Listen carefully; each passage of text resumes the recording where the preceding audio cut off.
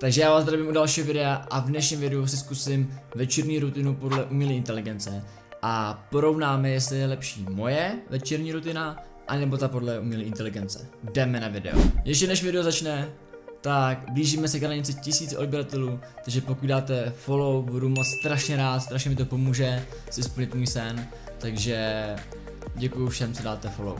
Takže teď vám řeknu moji večerní rutinu mě jako sportovce, je to strašně jednoduchá večerní rutina a to je, že snažím se nějak 2 hodiny před spaním si dát poslední večeři, poslední jídlo.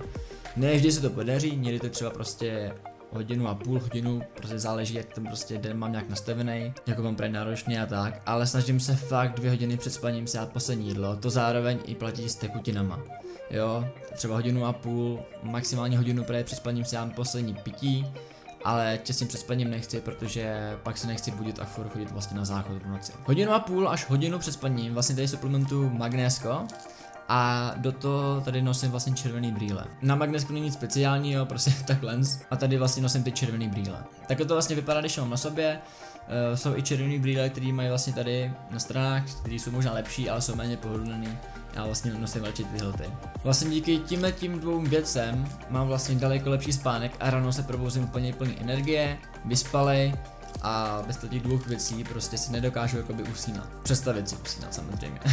OK, a teď se jdem podívat na večerní rutinu podle umělé inteligence, kterou si vlastně zároveň zkusím a vy si ji vlastně můžete taky zkusit a zjistit, co je vlastně lepší.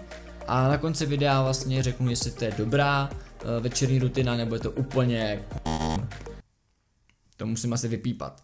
Asi jo. OK, umělá inteligence nám tady vlastně píše 3 až 2 hodiny před spaním si dát poslední jídlo, nějaký lehčí jídlo. Což, to jsem něco podobného říkal, akorát v jiném jakoby rozmezí, tohle je možná lepší, nevím.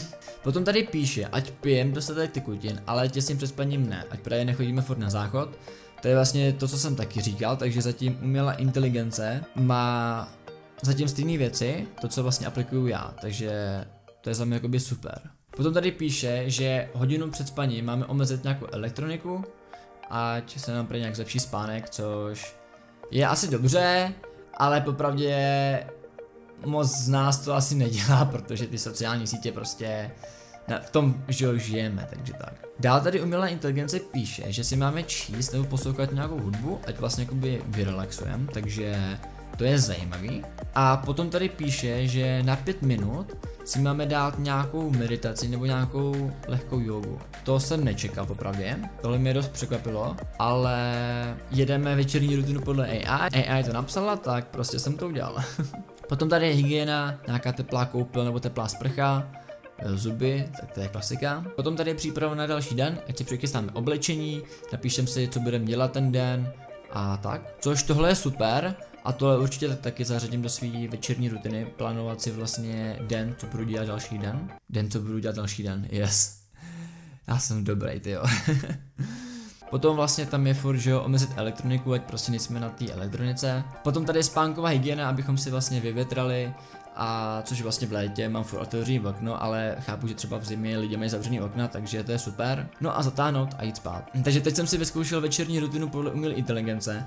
Musím říct, že byla fakt dobrá, akorát bych tam asi nedával úplně tu meditaci a nějaký to protažení, to mi přijde úplně zbytečný. Ale plánování dalšího dne bylo super. Takže bych řekl, že to bylo na stejno a je to remíza, kde má lepší večerní rutinu. Pokud se ti video líbilo, tak nezapomeň dát like, okomentuj to a dej mi follow, protože budu vycházet pravidelně videa. Měj se, čau.